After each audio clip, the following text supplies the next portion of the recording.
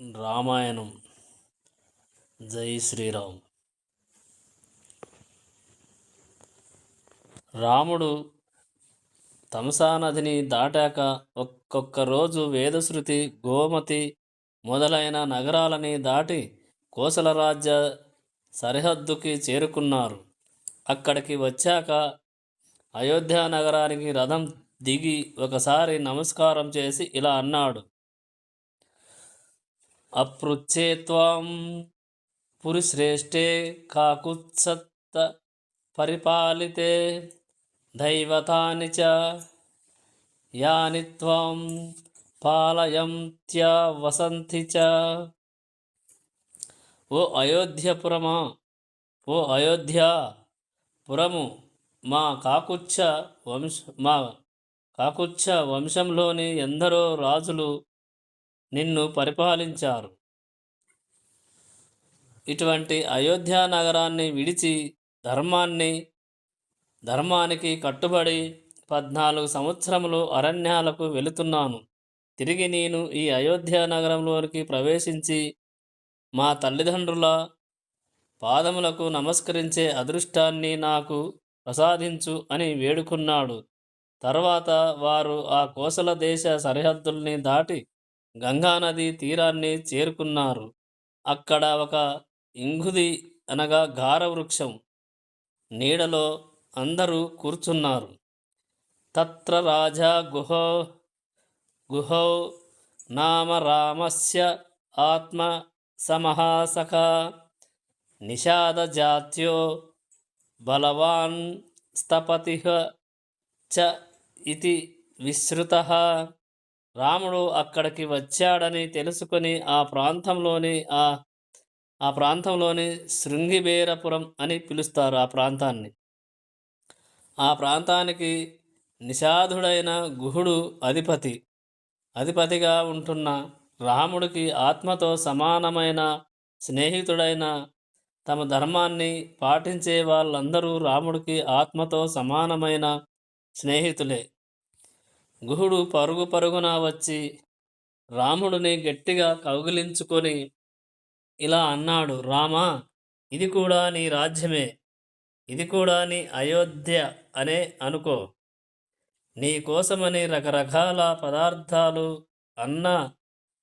అన్నరాసులు తీసుకొచ్చాను, తీసుకో రామా అన్నాడు గుహుడు. గుహం ఏవ బ్రువాణం తం రాఘవః ప్రత్యువాచః అర్చితాః చైవ హృష్టాః చ భవతా సర్వథా వయం పద్భాయం అభిగమాచ్చైవ స్నేహ సందర్శనేన చ. అప్పుడు రాముడు: గుహ, మా అమ్మకి ఇచ్చిన మాట ప్రకారం నేను ఇవన్నీ తినకూడదు. కానీ నువ్వు నా కోసం పరిగెత్తుకుంటూ వచ్చి ప్రేమతో ఈ రాజ్యం కూడా అయోధ్య అన్నావు కదా, అప్పుడే నా కడుపు నిండిపోయింది. మా నాన్నగారికి ఈ గుర్రాలంటే చాలా ప్రీతి. అవి మమ్మల్ని ఇంత దూరం తీసుకొని వచ్చి అలసిపోయాయి. వాటికి కావలసిన గడ్డి మొదలైనవి ఇవ్వు అన్నాడు రాముడు. ఆ రోజున గుర్రాలు సేద తీరాక ఆ ఇంగుది వృక్షం కింద సీతారాములు పడుకున్నారు. అప్పుడు గుహుడు లక్ష్మణుని కూడా పడుకోమనగా, కథం దాశరథౌ భూమౌ శయానే సహ సీతయా శక్యా నిద్రా మయా లబ్ధుం జీవితం వా సుఖాని వా ఏన దేవ అసురైః సర్వైః సఖ్యః ప్రసహితుం యుధి తం పశ్య సుఖ సంవిష్టం తృణేషు సహ సీతయా. నాకు నిద్ర వస్తుందని ఎలా అనుకున్నావు? రాముడు నేల మీద పడుకొని ఉండగా నా జీవితానికి ఇక సుఖం లేదు. దేవతలు రాక్షసులు కలిసి యుద్ధానికి వస్తే వాళ్ళని నిగ్రహించగల మునగాడు మా అన్నగారు. అలాంటి మా అన్నయ్య సీతమ్మతో కలిసి ఇలా పడుకొని ఉంటే నేనెలా పడుకోగలను అన్నాడు లక్ష్మణుడు. మరునాడు ఉదయం గుహుడు తీసుకొని వచ్చిన పడవ ఎక్కి సీత, రామ, లక్ష్మణులు గంగని దాటడానికి సిద్ధమవుతున్నారు. అప్పుడు సుమంత్రుడు రాముడిని పిలిచి, నేను ఏమి చెయ్యను అని అడగగా రాముడు ఇలా అన్నాడు, నువ్వు తిరిగి అయోధ్యకి వెళ్ళి మా తండ్రి గారికి 3 తల్లులకి నా నమస్కారములు చెప్పు. కౌసల్యని సర్వకాలములయందు దశరథుడిని సేవించమని చెప్పు. భరతుడిని కుశలం అడిగానని చెప్పు. వృద్ధుడైన చక్రవర్తిని ఏ ఒక్క కారణము చేత బాధ పెట్టవద్దని చెప్పు. తండ్రి మనస్సుకు అనుగుణంగా పరిపాలించమని చెప్పు అన్నాడు రాముడు.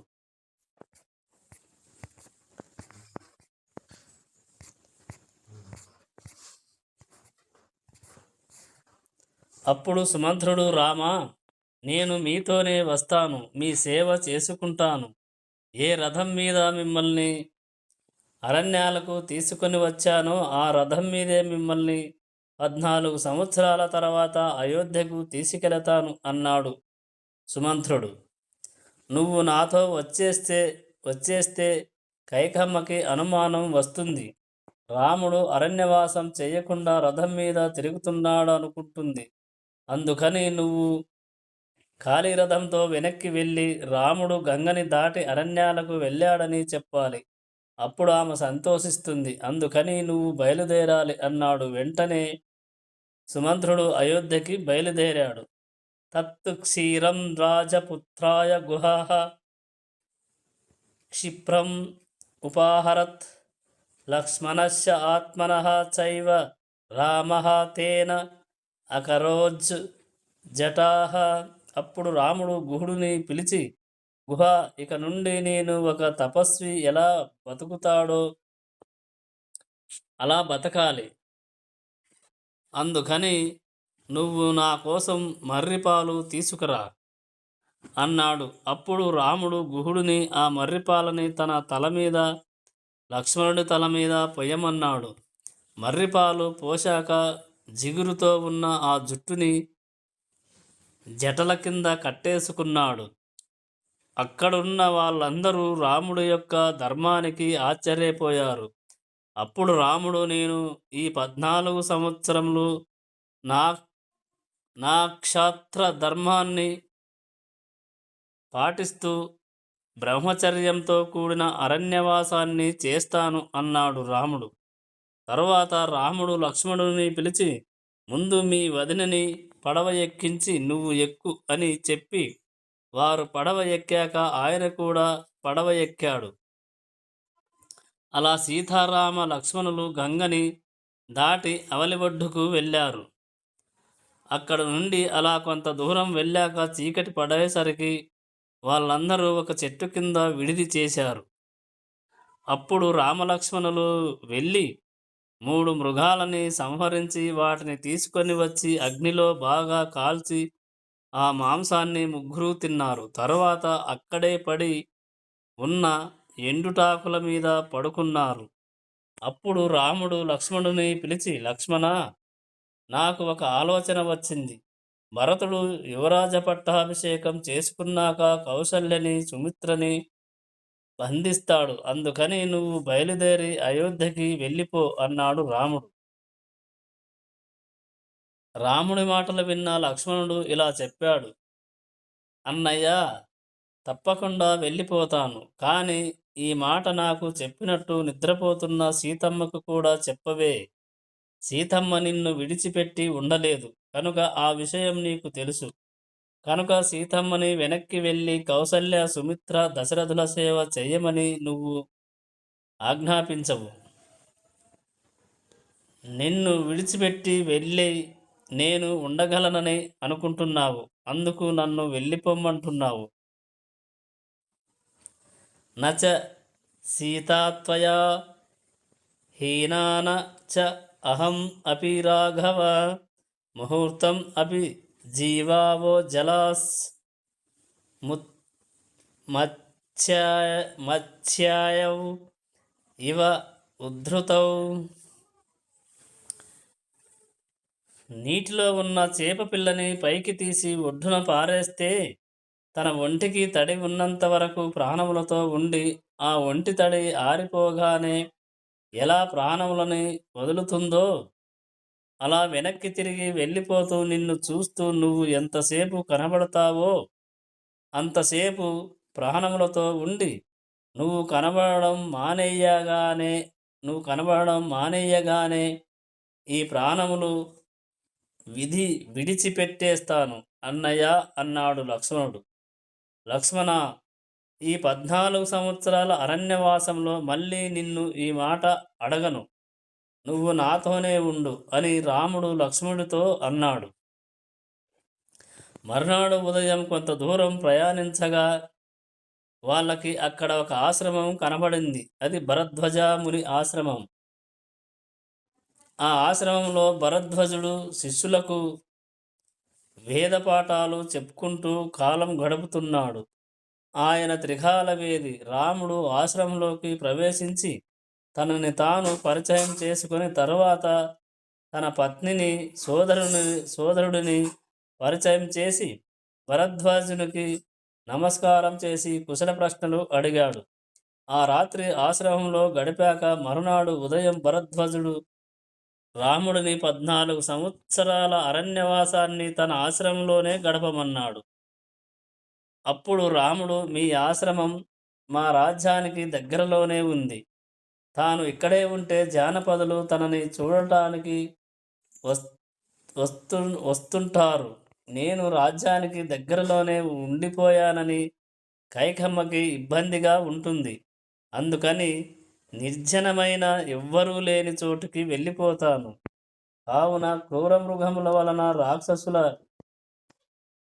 రాక్షసులు లేనటువంటి ఒక యోగ్యమైన ప్రదేశాన్ని మీరు నిర్ణయిస్తే మేము అక్కడ పర్ణశాల నిర్ణయించుకుంటాము అన్నాడు రాముడు.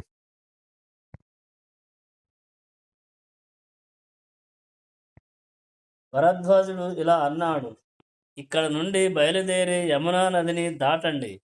దాటాక కొంచెం ముందుకి వెళితే మీకు ఒక గొప్ప మర్రి చెట్టు కనబడుతుంది. ఆ చెట్టుకి ఒక నమస్కారం చేసి ముందుకు వెళితే నీలము అనే వనం కనబడుతుంది. ఆ వనములో మోదుగ చెట్లు రేగు చెట్లు ఎక్కువగా ఉంటాయి. అలా కొంచెం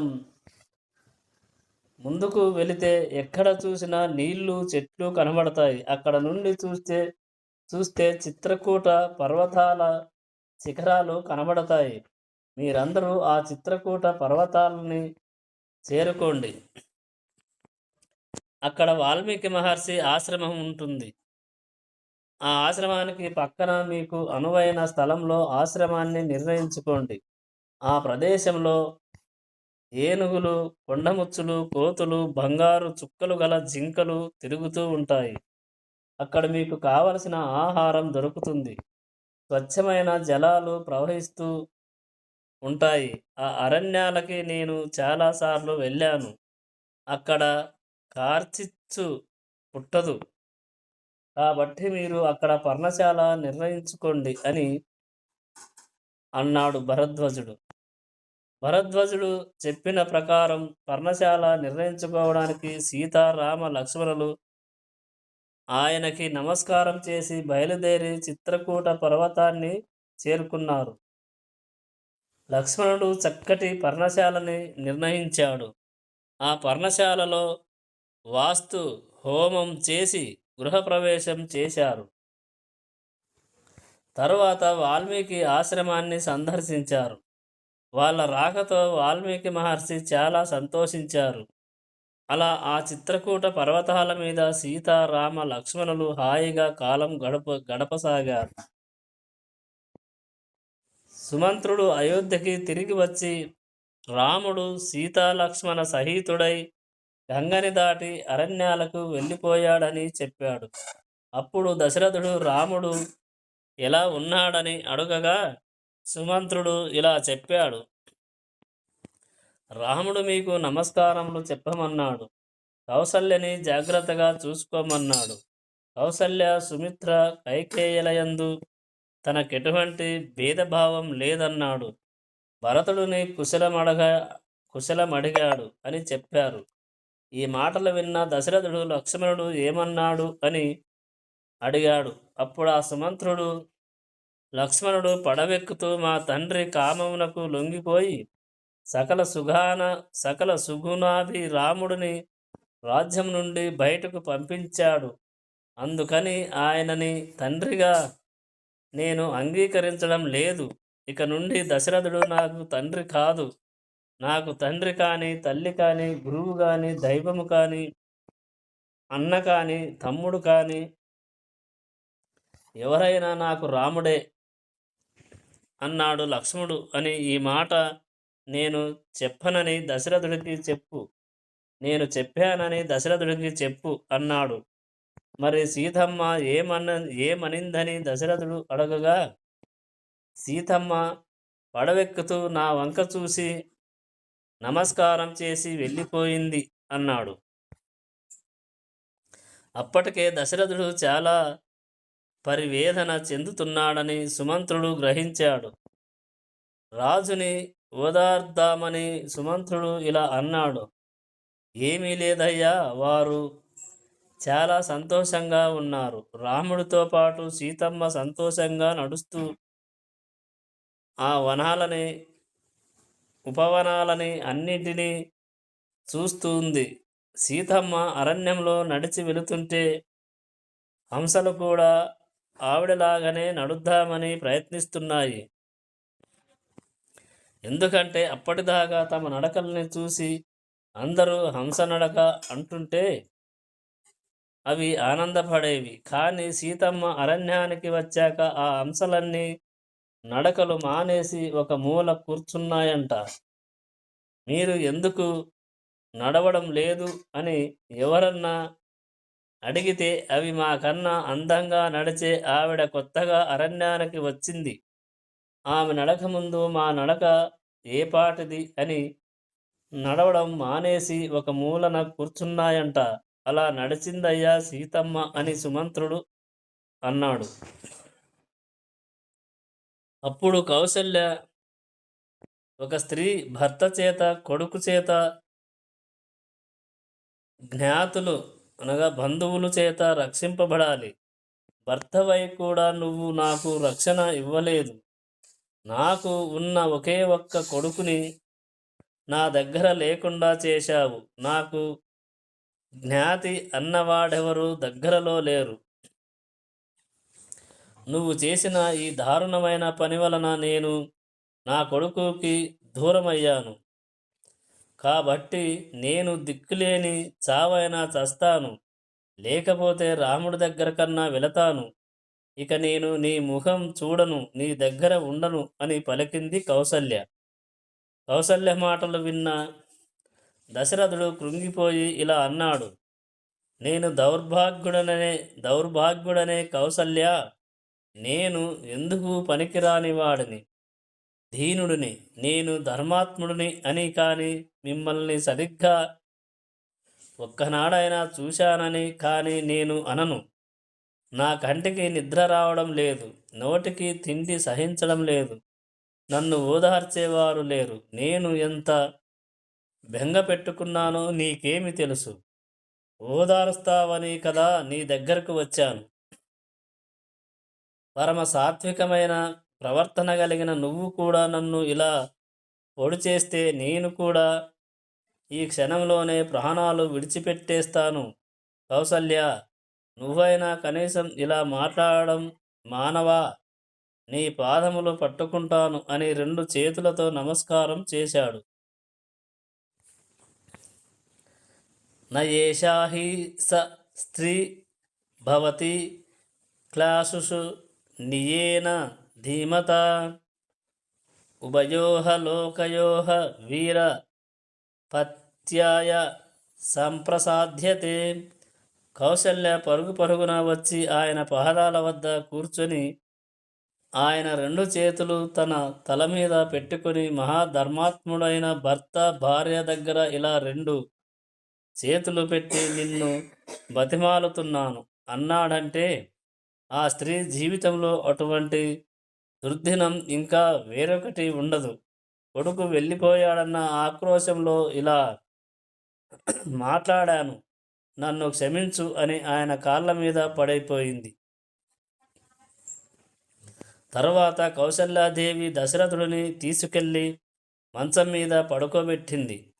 అప్పుడు ఆయన కౌసల్య కౌసల్య అని కలవరించగా, కౌసల్య సుమిత్ర ఇద్దరూ వచ్చి ఆయనను పక్కన కూర్చున్నాక, దశరథుడు నేను ఎందుకింత బాధపడుతున్నానో నాకు ఇప్పుడు అర్థమయ్యింది.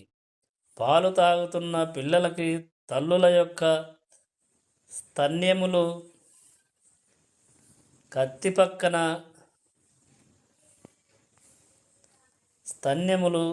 కత్తి పెట్టి నరికేసుంటాను. అందుకనే నేను ఇంత బాధపడుతున్నాను అన్నావు కదా. నీది కాదు దోషం. నాకు ఇప్పుడు జ్ఞాపకం వస్తుంది. నీకు ఒక విషయం చెప్తాను, జాగ్రత్తగా విను. నేను యవ్వనంలో ఉన్నప్పుడు ఒకసారి వేటాడాలని అనిపించింది. అప్పుడు బాగా వర్షం పడి భూమి అంతా తడిగా ఉంది. అప్పుడు క్రూర మృగాలు తప్పకుండా నీళ్లు తాగడానికి బయటకు వస్తాయని ఆ రోజు రాత్రంతా ధనస్సుకి బాణాన్ని సంధించి కూర్చున్నాను. తెల్లవారే వరకు ఏ మృగము వచ్చినట్టు నాకు కనబడలేదు. తెల్లవారుతుండగా నాకు గుడగుడ శబ్దం వినిపించింది. కానీ అప్పటికి ఇంకా చీకటిగానే ఉంది. ఏనుగు తొండం పెట్టి నీళ్లు తాగుతుందని గ్రహించాను. నాకు శబ్దవేది విద్య తెలుసు. అందుకని శబ్దాన్ని బట్టి ఏనుగు యొక్క కుంభస్థలం మీద బాణప్రయోగం చేయాలనుకుని చీకట్లో బాణప్రయోగం చేశాను. ఏనుగు యొక్క ఘీంకారం వినిపిస్తుందని అనుకున్నాను. కానీ నాకు ఒక మనిషి ఆర్ధనాదాలు వినపడ్డాయి.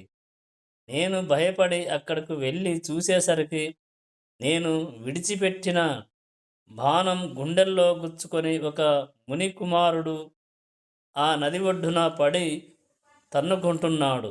నేను భయపడుతూ అతని దగ్గరకు వెళ్ళగా, అతను నేను మునికుమారుడని, తపస్సు చేసుకుంటున్నాను, తల్లిదండ్రులని పోషించుకుంటున్నాను, ఇటువంటి నన్ను నిష్కారణముగా బాణం పెట్టి ఎందుకు కొట్టావు అని అడిగాడు. అప్పుడు నేను నిన్ను కొట్టాలని కొట్టలేదు. నీరు తాగుతున్న శబ్దానికి ఏనుగనుకుని బాణం విడిచిపెట్టాను. నా దురదృష్టం, ఆ బాణం నీకు తగిలింది. భయపడుతూ నిలబడ్డాను. అప్పుడు ఆ మునికుమారుడు నన్ను చూసి, నువ్వు భయపడకు, నీకు బ్రహ్మహత్యా దోషం లేదు. ఎందుకంటే నా తండ్రి వైశ్యుడు, నా తల్లి శూద్ర స్త్రీ కాబట్టి శపించే అధికారం నాకు లేదు. కానీ నా తల్లిదండ్రులు ఇద్దరు అంధులు, అరణ్యంలో కూర్చొని ఉన్నారు. రోజు నేను గ్రంథ పఠనం చేస్తే అవి వింటూ ఉంటారు. నేనే వారికి ఆహారం, నీరు తీసుకెళ్తుంటాను. ఇప్పుడు వారు మహాదాహంతో ఉన్నారు. అందుకనే నేను ఇక్కడికి వచ్చాను. నువ్వు నా నీళ్లు పట్టుకెళ్ళి నా తల్లిదండ్రులకి ఇవ్వు.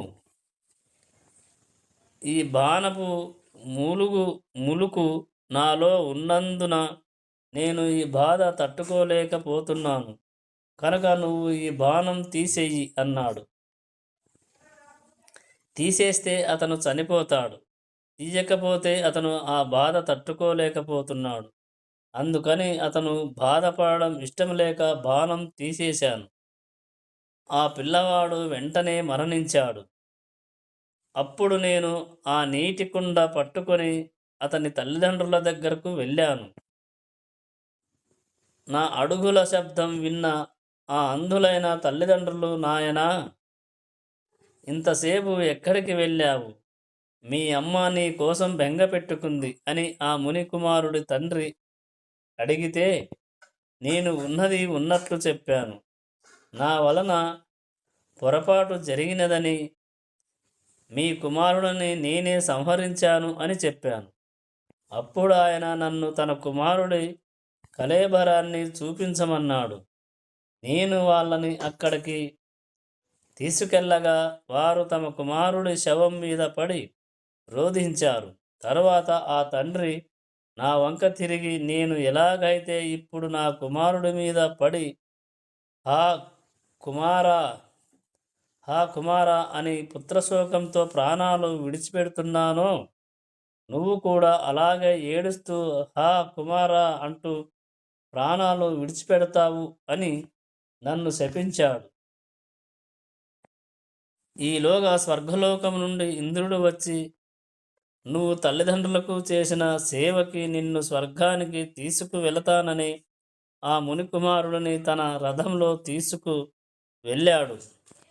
ఆ పిల్లవాడిని విడిచి ఉండలేక ఆ వృద్ధ దంపతులు ఇద్దరు ప్రాణాలు విడిచిపెట్టారు. అప్పుడు నాకు తెలియదు, కౌసల్య, ఆ కుమారా అంటూ మరణించడం ఎంత కష్టమో అని. నేను చేసిన పాపం నన్ను వెంటాడింది. నా చెవులు కూడా వినపడడం లేదు. నా కళ్ళు కనబడడం లేదు. నాకు జ్ఞాపక శక్తి కూడా తగ్గిపోతుంది. అంతా భ్రాంతిలాగా ఉంది. ఎవరో దూతలు వచ్చి నా ప్రాణాలని లాగేస్తున్నారు. రాముడిని చూసే అదృష్టం నాకు ఇక లేదు. నేను ఏ తప్పు చేయలేదు. నన్ను మన్నించు కౌసల్య, సుమిత్ర, రామ రామ అని ఆ దశరథ మహారాజు ప్రాణాలు విడిచిపెట్టాడు.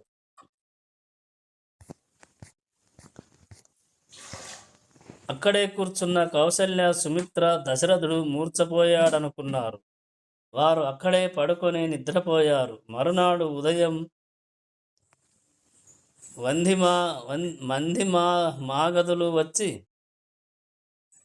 స్తోత్రం చేశారు. కానీ మహారాజు ఎంతసేపటికి మేల్కొనకపోయేసరికి అక్కడే నిద్రిస్తున్న కౌసల్యను అడిగారు. ప్రభువు కదలడం లేదని. అప్పుడు కౌసల్య పరదాలను తొలగించి లోపలికి వెళ్ళి చూసేసరికి దశరథుడు మరణించి ఉన్నాడు. దశరథుడు మరణించాడన్న విషయం తెలుసుకున్న ఆయన భార్యలందరూ అంతఃపురంలో క్రౌంచ్య పక్షులలాగా బిగ్గరగా ఏడ్చారు. కౌసల్య దుఃఖానికి అంతు లేకుండా పోయింది. 4 కుమారులు ఉన్నప్పటికీ అంత్యేష్టి సంస్కారం నిర్వహించడానికి ఒక్క కుమారుడు కూడా అందుబాటులో లేని కారణం చేత దశరథుడి శరీరాన్ని తైల ద్రోణిలో రసాయనములలో శరీరాన్ని నిల్వ చేసే పద్ధతి. అందులో అలా పెడితే శరీరం పాడవదు. తైలద్రోణిలో పెట్టారు. ఆ రోజు అందరూ జరిగినటువంటి ఈ హఠాత్ పరిణామానికి బాధపడుతూ ఉన్నారు. ఆ రాత్రి గడిచిన తరువాత మరునాడు ఉదయం మహర్షులందరూ కూడా సభా మంటపానికి చేరారు. మార్కండేయ అత మౌద్గల్యే వామదేవః చ కాశ్యపః కాత్యాయనో గౌతమః చ జాబాలిః చ మహాయశాః ఏతే ద్విజాః సహ అమాత్యైః పృథగ్ వాచం ఉదీరయన్ వశిష్ఠం ఏవ అభిముఖాః శ్రేష్ఠః రాజ పురోహితం. ఆ సభలో మార్కండేయుడు, మౌద్గల్యుడు, వామదేవుడు, కాశ్యపుడు, కాత్యాయనుడు, గౌతముడు, జాబాలి మొదలైన మహర్షులందరూ సమావేశమయ్యారు. ఆ మహర్షులందరూ వశిష్ఠుడితో ఇలా అన్నారు: మహానుభావ, ఒక్కరోజు రాత్రి రాజు లేకుండా రాజ్యం గడపవలసి వస్తే 100 సంవత్సరములు గడిచినట్టు ఉంది. రాజు లేకుండా రాజ్యం ఉండకూడదు. రాజు లేని రాజ్యం మీద శత్రువుల దృష్టి పడడం ఒక్కటే కాదు, మెరుపులతో కూడిన వర్షం పడదు. రాజ్యంలోని ఏ కుటుంబంలో కూడా భర్త మాట భార్య వినదు. ఎక్కడ యజ్ఞయాగాది క్రతువులు చెయ్యరు. ఒకవేళ జరిగిన దక్షిణాలు ఇవ్వరు. ఎక్కడ కూడా పురాణాలు, కావ్యములు మొదలైన వాటిలో ఉండేటటువంటి విశేషములను వివరించడానికి పండితులైన వారు ముందుకి రారు.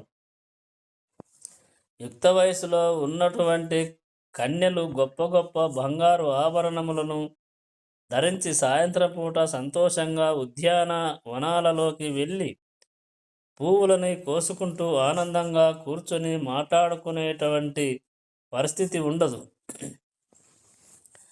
ఆడపిల్ల కనబడితే వేధించుకు తినేటువంటి దుష్టచూపు కలిగినటువంటి మనుష్య రూపమైన యవ్వనంలో ఉన్న మృగాలు బయలుదేరుతాయి.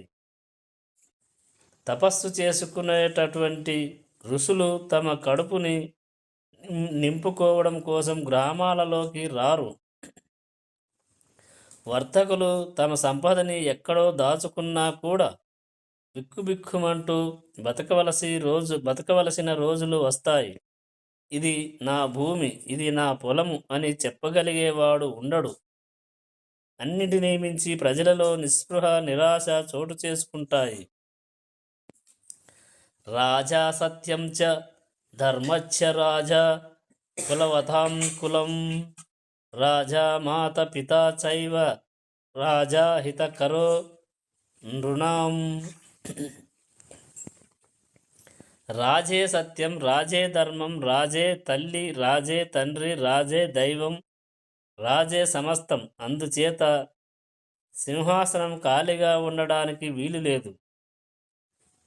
యముడు ప్రాణాలు తీస్తాడు, వాయువు గాలి వీచేటట్టు చేస్తాడు, వరుణుడు వర్షం కురిపిస్తాడు. కానీ అష్టదిక్పాలకులు సమస్త నిధులను రాజు నిర్వహిస్తాడు. ప్రజలు సంతోషంగా బతికేటట్టు, అన్నం తినగలిగేటట్లు ఎవరి వృత్తి అందు వారు సక్రమంగా ప్రవర్తించేటట్టు రాజు చేయగలడు. అందుకని తొందరగా ఇక్ష్వాకు వంశ సంజాతుడైన వారికి పట్టాభిషేకం చెయ్యవలసింది అని ఆ మహర్షులు అన్నారు. అప్పుడు వశిష్ఠుడు, ఇందులో మీరు కానీ నేను కానీ ఆలోచించాల్సిన విషయం ఏమీ లేదు. ఎందుకంటే దశరథుడు వెళ్ళిపోతూ ఒక నిర్ణయం చేసి వెళ్ళిపోయాడు. దశరథుడికి ఈ రాజ్యం దక్కాలని, రాముడు అరణ్యవాసం చేయాలని నిర్ణయించాడు. భరతుడికి ఈ రాజ్యం దక్కాలని, రాముడు అరణ్యవాసం చేయాలని నిర్ణయించాడు.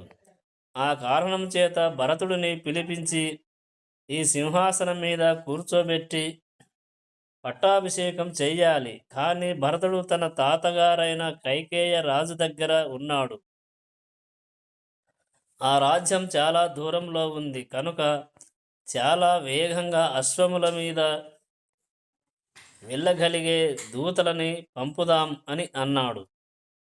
తర్వాత వశిష్ఠుడు, సిద్ధార్థుడు, జయంతుడు, విజయుడు, అశోకుడు అనే 4 దూతలని సిద్ధం చేసి కైకేయ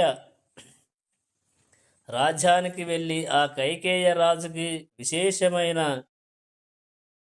ధనాన్ని బహుమతిగా ఇవ్వమన్నాడు. కానీ అక్కడ మీరు రాముడు అరణ్యాలకు వెళ్ళినట్లు కానీ, దశరథ మహారాజు మరణించినట్లు కానీ ఎవ్వరికి చెప్పవద్దు అని అన్నాడు. భరతుడిని నేను కుశలం అడిగానని చెప్పి ఒక్క క్షణం ఆలస్యం కాకుండా అయోధ్య నగరాన్ని చేరుకోవాలని నేను ఆజ్ఞాపించానని చెప్పి తీసుకురండి అన్నాడు. ఆ దూతలు మార్గమధ్యంలో తినడానికి కావలసిన ఆహార సంభారములని సమకూర్చుకొని అడ్డదారిలో బయలుదేరారు. వారు రాజభక్తి కలిగిన వారు కనుక వెళ్ళే దారిలో కంటికి తృప్తినిచ్చే విషయాలు కనిపించినా ఆగకుండా వెళ్ళారు. అలా వారు అయోధ్య నుండి పడమటికి బయలుదేరి అపరతాళము అనే పర్వతాన్ని దాటి మాలిని నది తీరం గుండా ప్రయాణం చేసి ప్రలంభ పర్వతానికి ఉత్తరం వైపు తిరిగి అక్కడ నుండి పశ్చిమాభిముఖంగా ప్రయాణం చేసి హస్తినా నగరాన్ని సమీపించి అక్కడ ప్రవహిస్తున్న గంగానదిని దాటి మళ్ళీ పశ్చిమాభిముఖముగా తిరిగి అక్కడ నుండి కురుదేశంలో ఉండేటువంటి భోజ్గిలం అనే గ్రామంలోకి వెళ్ళి అక్కడ నుండి పాంచాల రాజ్యాన్ని చేరి శరదండము అనే నదిని దాటి పశ్చిమాభిముఖముగా ప్రయాణం చేసి విగులా వృక్షం అనే మహావృక్షాన్ని చేరి అక్కడ నుండి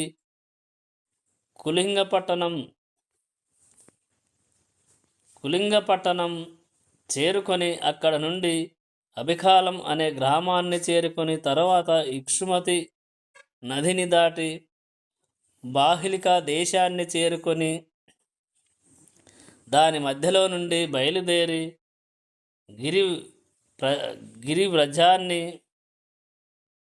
గిరివ్రజం కైకేయ రాజ్యానికి రాజధాని చేరుకున్నారు. తెల్లవారిన పిదప భరతుడి దర్శనం కోసం లోపలికి ప్రవేశించారు. అదే రోజు తెల్లవారుతుండగా భరతుడికి పీడకల వచ్చింది. తెల్లవారేసరికి ఆయన మనస్సులో స్వస్థత లేదు. అందువలన ఆయన కాంతి తగ్గిపోయి చాలా తేజోవిహీనముగా ఉన్నాడు. ఆయన మిత్రులు ఇది గమనించి అడుగగా భరతుడు ఇలా చెప్పాడు, నాకు తెల్లవారుజామున ఒక కల వచ్చింది. ఆ కలలో మా తండ్రి గారైన దశరథ మహారాజు ఒక పర్వతం మీద నిలబడ్డారు. ఆయన అక్కడ నుండి కింద పడిపోయాడు.